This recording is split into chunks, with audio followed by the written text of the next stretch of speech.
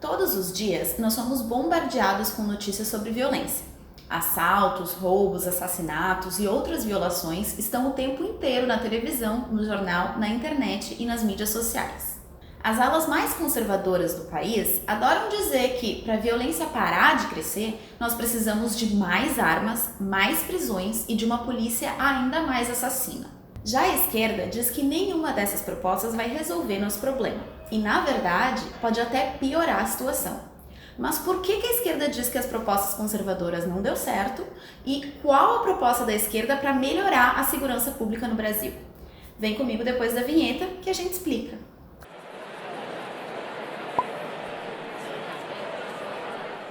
Para começo de conversa, aqui no canal Substantivo Coletivo nós já fizemos um vídeo inteirinho dedicado à questão do armamento, explicando em detalhes por que armar a população não é uma boa política de segurança pública. É só clicar aqui para assistir.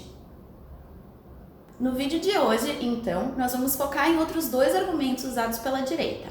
Um é pena de morte, seja por meio da polícia, que mata mais, ou pelos meios legais, e o outro é encarceramento em massa, ou seja, prender mais gente por mais tempo.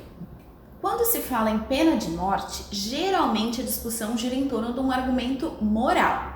Há quem acredite que punição é o melhor remédio para quem descumpriu as regras da sociedade, ao invés de reabilitar pessoas que erraram no passado. Esse debate é bem complexo, mas a pergunta relevante para a segurança pública, que é o nosso interesse aqui, é: essa visão punitivista impede outras pessoas de cometerem crimes ou não? A resposta é não. Pesquisas feitas em vários lugares do mundo mostram que pena de morte não diminui a criminalidade por diversos motivos, especialmente porque crimes passíveis de serem punidos com pena de morte são cometidos por pessoas que ou não entendem a consequência dos seus atos ou estão em um estado de emoção que não os permite pensar nisso. Hoje, não existe nenhuma pesquisa mostrando que pena de morte é mais eficaz que outras penas para prevenir novos crimes. E defender um Estado que tem direito de decidir sobre a vida e a morte dos seus cidadãos é extremamente complicado quando se tem uma justiça como a nossa. Mas isso é assunto para outro vídeo. Nessa linha de violência extrema, também tem gente que defende que a polícia deve simplesmente sair matando geral. Atira antes e pergunta depois. Esse argumento, embora siga a mesma lógica punitivista do anterior, é ainda pior, porque tende a aumentar a violência e a criminalidade. Um relatório de 2019, elaborado pela Anistia Internacional, aponta que a polícia brasileira é a que mais mata no mundo. De cada 100 assassinatos cometidos no país, 16 são executados por um policial em serviço. 80% das vítimas são pessoas negras e 75% estavam entre os 15 e os 29 anos de idade.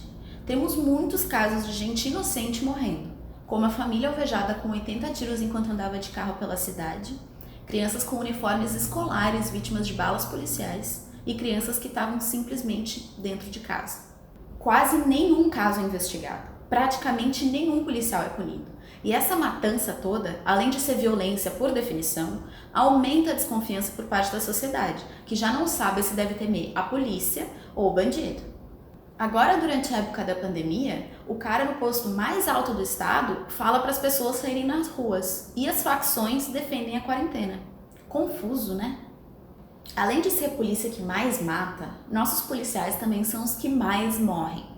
Essa cultura de guerra, alinhada com a filosofia militar da nossa polícia, gera um cotidiano de rigidez hierárquica, intimidação e estresse, causando sérios problemas mentais aos policiais.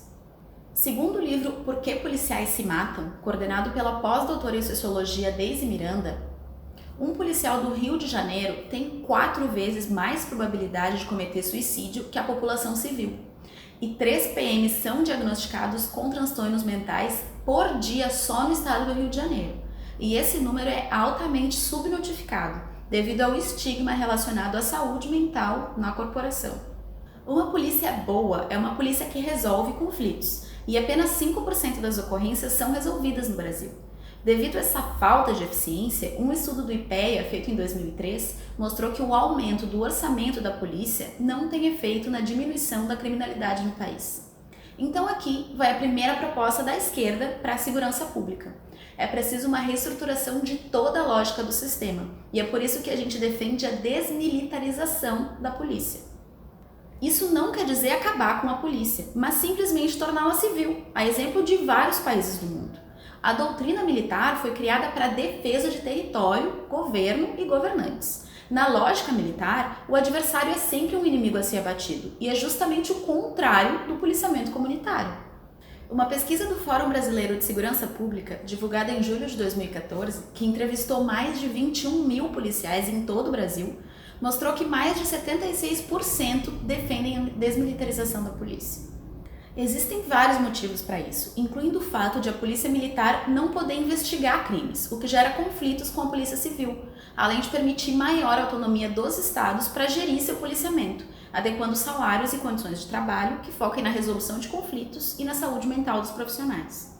Nós teremos muito menos violência se a nossa polícia deixar de matar e deixar de morrer a taxas absurdas, como acontece agora, e começar a resolver crimes com saúde mental e condições adequadas de trabalho.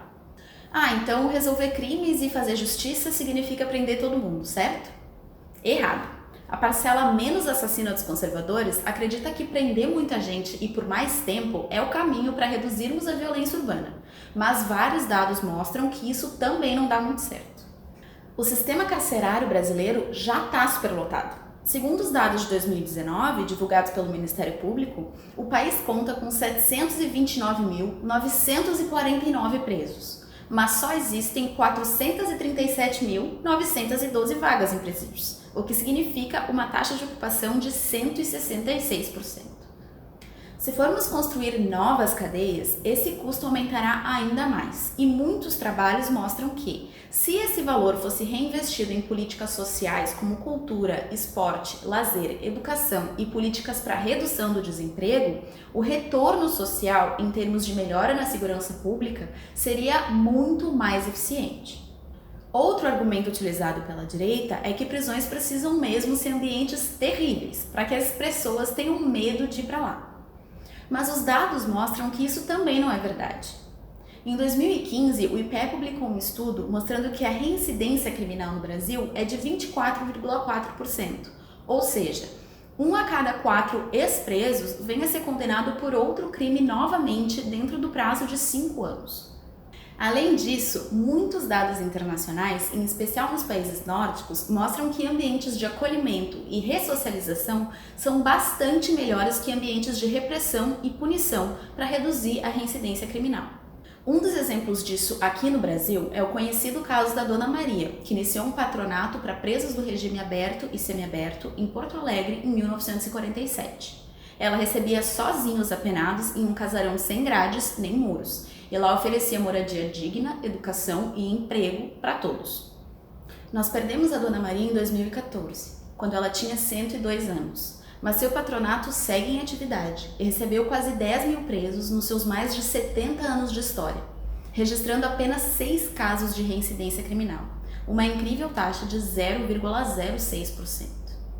O maior exemplo de falha do encarceramento em massa foi nos Estados Unidos, que passou a implementar a política a partir da metade da década de 70. Nesse período, o número de presos começou a aumentar exponencialmente, mas ao invés de diminuir, a taxa de crimes violentos também disparou. Hoje, o país concentra 5% da população mundial, mas 25% da população carcerária do mundo. Até a extrema-direita reconhece que essa política foi ineficiente. Segundo Ted Cruz, expoente do conservadorismo estadunidense e membro do Tea Party, sentenças duras para crimes relacionados a drogas contribuíram para a formação de uma superlotação carcerária e são tanto injustas quanto ineficientes. Então, o que podemos fazer para diminuir a violência no Brasil? Os dados sobre a segurança pública apontam que a resposta é reduzir a desigualdade econômica. A associação entre desigualdade e violência é uma das mais bem documentadas relações estatísticas do mundo.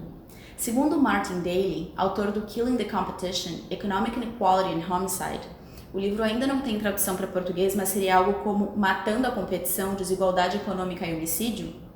Mesmo a medida simples de desigualdade, como o índice de Gini, que calcula como a renda está distribuída entre a população, é capaz de prever taxas de homicídio melhor que qualquer outra variável. Seu extenso trabalho indica que a concentração de renda impulsiona a compra de armas e desencadeia processos psíquicos específicos, principalmente nos homens, cuja identidade social dentro da estrutura patriarcal passa pela afirmação financeira. Um homem de verdade bota dinheiro em casa. Essa crise de identidade tem como efeitos mais comuns a violência, o alcoolismo e o aprofundamento de doenças mentais. Mas não são só homicídios que aumentam com o crescimento da desigualdade. Roubos e crimes violentos em geral também exibem forte correlação com a concentração de renda. Afinal, essa ideia de que o homem precisa colocar dinheiro em casa e ser bem-sucedido torna a criminalidade muito atraente quando pessoas pobres têm pouquíssimas oportunidades para sair da pobreza.